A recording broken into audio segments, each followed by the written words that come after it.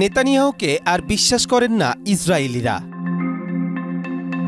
ইরানের বিরুদ্ধে 12 দিনের সামরিক সংঘাত শেষে ঐতিহাসিক বিজয় দাবি করেছেন ইসরায়েলের প্রধানমন্ত্রী বেনিয়ামিন নেতানিয়াহু। তবে তার এই বিজয়ের গল্পে আস্থা রাখছেন না দেশটির অনেক নাগরিক। সাম্প্রতিক জরিপ বলছে নেতানিয়াহুর প্রতি বিশ্বাস হারাচ্ছেন বহু ইসরায়েলি, বিশেষ করে যুদ্ধবিরতি ও জিম্মি মুক্তি নিয়ে তার নীতিকে ঘিরে।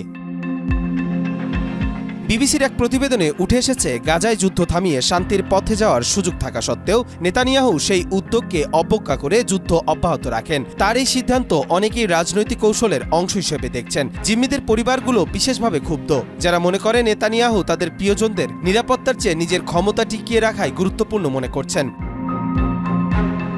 ইসরায়েলি সংবাদ মাধ্যমের একটি জরিপে দেখা গেছে, ইরানের বিরুদ্ধে যুদ্ধ নেতানিয়াহুর জনপ্রিয়তায় উল্লেখযোগ্য কোনো ইতিবাচক পরিবর্তন আনতে পারেননি, বরং তার দল লিকুদ পার্টি এককভাবে সরকার গঠন করতে পারবে না বলেই মনে করছেন বিশ্লেষকরা।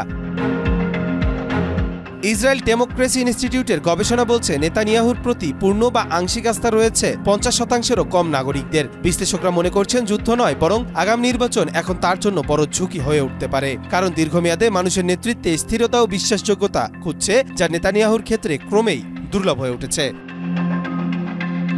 কবির চৌধুরী, মাই টিভি।